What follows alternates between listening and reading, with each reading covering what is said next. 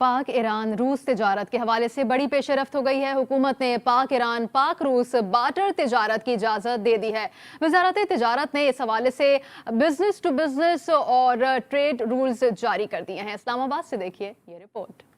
वजारत तिजारत के मुताबिक रियासती मलकियती और निजी इदारे अशिया के बदले अशिया की तिजारत कर सकेंगे। ताहम निजी इदारों का FBR की एक्टिव टैक्स पेयर्स लिस्ट में होना जरूरी है। पाकिस्तान सिंगल विंडो सिस्टम और इम्पोर्ट एक्सपोर्ट का लाइसेंस भी बुनियादी शर्त होगी। अशिया की तिजारत के लिए FBR के ऑनलाइन पोर्टल के जरिए दरखास्त देना होगी। अशिया की तिजारत के लिए मुतलका मुल्क में पाकिस्तानी मिशन से तस्दीक भी लाजमी करार दी गई। वजारत तिजारत के मुताबिक पाकिस्तान से दूध, क्रीम, अंडे, सीरियल एक्सपोर्ट किए जा सकेंगे। गोश्त, मछली की मसनूआत, फल, सब्जियां भी फहरिस्त में शामिल हैं। चावल, बेकरी आइटम्स, नमक, ऑयल, परफ्यूम और कॉस्मेटिक्स भी बरामद हो सकेंगी। केमिकल, प्लास्टिक, रबड़, चमड़ा, लकड़ी की मसनूआत भी एक्सपोर्ट की जा सकेंगी। पेपर, फुटवियर, लोहा, स्टील, तांबा, एल्यूमिनियम, कटलरी भी फहरिस्त में शामिल हैं। रूस से बार्टर सिस्टम के तहत गंदम, दालें और पेट्रोलियम मसनूआत इंपोर्ट की जा सकेंगी। रूस से खाद और टेक्सटाइल मशीनरी भी दरामद की जाएगी। हमसाया मुल्कों से ऑयल सीड्स, मिनरल और काटन भी दरामद की जा सकेगी। अफगानिस्तान और ईरान से फल, सब्जियां, मसाले और खुश्क मेवाजात दरामद किए जाएंगे। इस तरह से हमने पहले तज़किरा किया था और अपने तजियाकारों से भी पूछने की कोशिश की थी कि ये जो बार्टर ट्रेड है ये इससे क्या फ़वायद हो सकते हैं, और ख़ासतौर पर ईरान के साथ जो किया जाएगा। अब ईरान उन मुल्कों में शामिल है, बल्कि वो वाहिद मुल्क हम कह सकते हैं कि जिसके ऊपर बहुत ज़्यादा सैंक्शंस रहीं अमेरिका की जानिब से, और ज़ाहिर है कि अमेरिका की सैंक्शंस होंगी तो बाकी सबकी होंगी। तो सऊदी ईरान के ताल्लुकात बहाल हो गए। उसके बाद जनाब ईरान ने इस अरसे में क्या किया कि उसने खुद इन्हिसारी की तरफ कदम बढ़ाना शुरू किए, और फिर यह है कि वो बड़ी मुश्किल से मैनेज कर करके अपने आप को उन्होंने इस काबिल किया कि वो चीज़ें मैनेज करें। अब ये है कि जो बार्टर ट्रेड होगा इसमें पैदावारी लागत में कमी आ सकेगी, और फिर क्रूड ऑयल समेत दीगर माल के बदले माल लिया जाएगा। माल के मतलब अशफाक ऐसा कर सकते हैं, आप मुझसे एक्सचेंज कर सकते हैं चीजें। मेरा थोड़ा सा पुराना फोन है, आपका नया है। बिल्कुल कर सकते हैं, बिल्कुल एंड्रॉइड में कर सकता हूँ आपके साथ। मैं रीसेट कर लूँ। मैं रीसेट एंड्रॉइड नहीं, एंड्रॉइड से नहीं करना। देखिए ये पॉइंट है, माल की क्वालिटी वही होनी चाहिए जिसका बदला मिलना है। अच्छा मेरी एक और बात सुनिए इसके अंदर। अच्छा चक्कर पता है क्या है? चक्कर ये है कि ये जो मूवीज, अंग्रेजी मूवीज या सीरीज वगैरह आप देखते हैं ना, तो जेल वहां पर जब दिखाते हैं तो वहां पर उसके अंदर जो आपको ट्रेड कैसे कर रहे होते हैं कि वो जो चीजें उनको चाहिए होती हैं उसके बदले कोई दूसरी चीज, और इस तरीके से, तो वहां पर भी इसी तरह से बार्टर ट्रेड ही चल रही होती है, रकम नहीं होती। तो किस जमाने की मूवीज की बात अभी रिसेंट हिस्ट्री में मैं नाम पूछती हूँ, हम जरा अंजुम आपकी रिपोर्ट देखते हैं इस हवाले से। एक बड़ा सवाल यहाँ पर अहम है कि ये एक अच्छी पेशरफ्त हो सकती है, लेकिन इसका कंट्रीब्यूशन हमारी इकोनॉमी को इस्तेहकाम देने के लिए कितना होगा, कितना अहम होगा, किस तरीके कार के तहत ये और हाँ ये पहले तो ये तरीका कार होगा क्या, इस पे इम्प्लीमेंटेशन कैसे होगा, इस पर बात करेंगे। हमारे साथ मौजूद है साबिक सदर FPCCI जुबैर तुफैल साहब। जुबैर तुफैल साहब बहुत शुक्रिया, आपने हमारे लिए वक्त निकाला। पहली कोई चीज़ आती है ना, वो कहते हैं कि बड़ी उसके अंदर खुशाइंद होती है, लेकिन the devil lies in the details. ये रुपया या फिर कोई भी करेंसी, डॉलर, यूरो या बरतानवी पाउंड, ये ज़ाहिर है कि इनकी एक वैल्यू है, एक मुस्तहकम वैल्यू है। आप देखते हैं और उसके बाद आप कहते हैं कि इसके तवस्सुत से हो सकता है। अब ये जो चीज़ें हैं इनके बदलों में चीज़ों का हुसूल, इसके अंदर क्वालिटी पैरामीटर्स, ये सारी चीज़ें सही गलत, ये कैसे तय होगा? बिस्मिल्लाहिर्रहमानिर्रहीम। देखिए ये बार्टर ट्रेड का एग्रीमेंट जो है ना, आज से काफ़ी पहले हो जाना चाहिए था। बहरहाल अब आज भी जब हुकूमत ने 1 जून को एक नोटिफिकेशन जारी किया है जिसके तहत ईरान, अफ़गानिस्तान और रशिया के ज़रिए हम बार्टर ट्रेड के ज़रिए चीज़ों इंपोर्ट और एक्सपोर्ट कर सकेंगे। इसका मेकनिज़म ये होगा कि हुकूमत ने तीनों ममालिक के लिए एक लिस्ट बनाई है कि कौन कौन सी अशिया है जो हम ईरान से मंगवा सकते हैं, अफ़गानिस्तान से और रशिया से। ईरान से मंगवाने वाली अशिया में जो है वो पेट्रोलियम मसनूआत हैं, केमिकल्स हैं, उसके अलावा मेटल्स है, मिनरल्स है, कोयला है और फार्मास्यूटिकल है। अब ये और जो अफ़गानिस्तान से है, अफ़गानिस्तान से मोस्टली मिनरल्स हैं, मेटल्स है, कोयला है, सब्जियां हैं और फल हैं। और इसका मैकेनिज़्म ये होगा कि ये या तो कोई स्टेट एंटरप्राइजेस के दरमियान मुआहदा हो सकता है, या फिर 2 प्राइवेट कंपनीज़ के दरमियान B2B, बिजनेस टू बिजनेस, एक पार्टी ईरान में होगी, एक पाकिस्तान में होगी, वो आपस में मुआहदा कर लें। उस मुआहदे में वो अशिया का तयन कर लें कि कौन सी अशिया एक आदमी ईरान से एक्सपोर्ट करेगा और कौन सी अशिया पाकिस्तान से।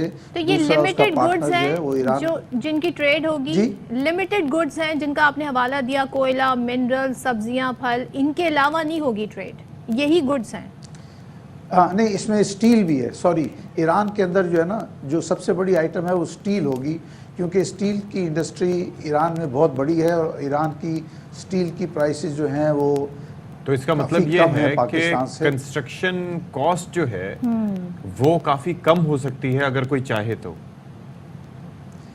डेफिनेटली कम हो सकती है। मेरा देखिए, ईरान से जो भी बार्टर का B2B एग्रीमेंट होगा, इसकी इम्प्लीमेंटेशन विद इन 7 डेज हो सकती है।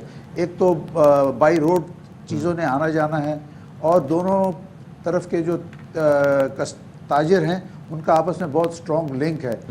अगरचे तिजारत नहीं हो रही थी, लेकिन ये जैसे स्टार्ट करेंगे 1 हफ्ते के अंदर वहाँ से चीज़ें इधर आना शुरू हो जाएंगी और इसी तरह पाकिस्तान से भी 1 हफ्ते या 15 दिन के अंदर गुड्स जो हैं जुबैर ईरान साहब, मुझे जाएंगे। ये बताएं, आपने टाइम ड्यूरेशन भी बता दी, लेकिन क्या ये यहाँ जो बैठा कंज्यूमर है उसको ये पाकिस्तानी रुपए के लिहाज से बात करो, ये कॉस्टली पड़ेगा या ये उसके लिए बचत नहीं, का बहुत- सबब बनेगा?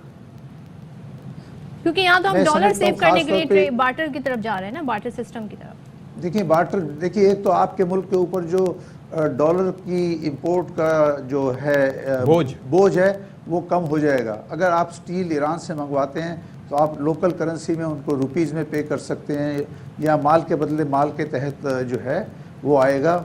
और मेरा एक अंदाज़ा है कि स्टील की कीमतें जो है ना पाकिस्तान के अंदर 30 से 50 हज़ार रुपये टन के ऊपर जो है वो जून के अंदर ही कम हो जाएंगी।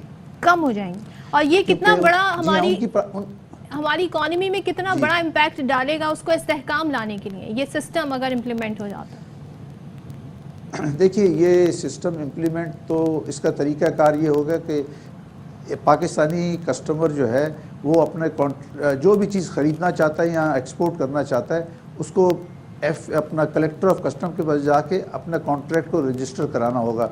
वो जैसे ही रजिस्टर करा लेता है तो उसके बाद फ़ौरन ईरान से भी माल आ सकता है, पाकिस्तान से भी आ सकता है और उसका ये जिम्मेदारी है कि एक कॉन्ट्रैक्ट को 3 महीने के अंदर अंदर जो है उसको सेटल करे कि जिसका जो माल देना है लेना है वो बैलेंस होना चाहिए।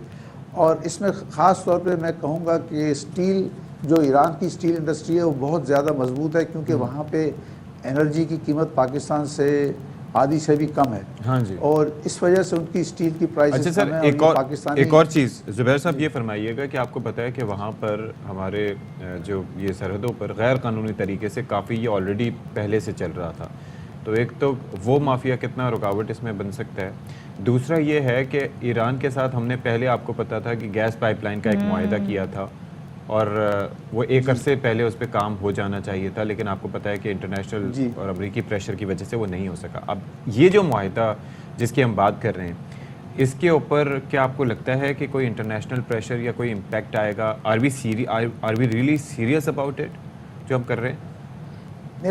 मेरा ख्याल है कि इसके ऊपर बॉर्डर ट्रेड के ऊपर जो है वो कोई दबाव ना है और ना मुझे नज़र आता है कि होगा। हम इसमें आसानी से, क्योंकि एक तो ये कि जो मुश्किल आती है वो डॉलर की आती है कि आप डॉलर कैसे भेजेंगे। इसमें डॉलर की कहीं भी या डॉलर या यूरो की कोई इन्वॉल्वमेंट नहीं है। जो भी करेंसी है वो मुकामी करेंसी होगी। और आपने कहा कि एक जो बॉर्डर से ट्रेड होती थी वो बड़े पैमाने पे पहले स्मगलिंग होती थी। जब वो इसलिए होती थी कि जब ईरान से इंपोर्ट अलाउ नहीं थी तो लाजमी है कि जो ताजिर होते हैं वो अपना कोई ना कोई रास्ता तलाश कर लेते हैं। जी जी। लेकिन अगर इंपोर्ट ही अलाउ हो गई बार्टर ट्रेड के अंदर तो फिर उसमें इतना कोई जवाज़ नहीं रहेगा कि वो स्मगलिंग का चैनल इस्तेमाल करें। उनके लिए तो आसान चैनल है कि वो बार्टर ट्रेड रजिस्टर कराएं और उसके मुताबिक दोनों तरफ से गुड्स जो हैं एक दूसरे के मुल्क में जाएं। चलें जी, thank you so much. Zubair साहब हमारे साथ मौजूद थे, साबिक सदर FACI। अच्छा, मेरा उसमें नुक्ता नज़र ये कि जब आप इस तरह से करते हैं और जो मुल्क आपको चाहते हैं कि आप उनके रहमो करम पे रहें, यानी कि आपकी मईशत उनके रहमो करम पे रहे और आपको वो बाजू मरोड़ कर फिर अपने इक़दामात करते जाएं, वो भले जो है वो FATF का मामला हो, भले IMF के जरिए, पैरों पे खड़ा नहीं होने तो फिर वो कैसे इस चीज़ पे खुश हो सकते हैं कि आप जो है वो उनको आपको उनके डॉलर की जरूरत है। अच्छा, आई थिंक जो नवीद कमर साहब कह रहे थे वो it is one of the options as well. Let's C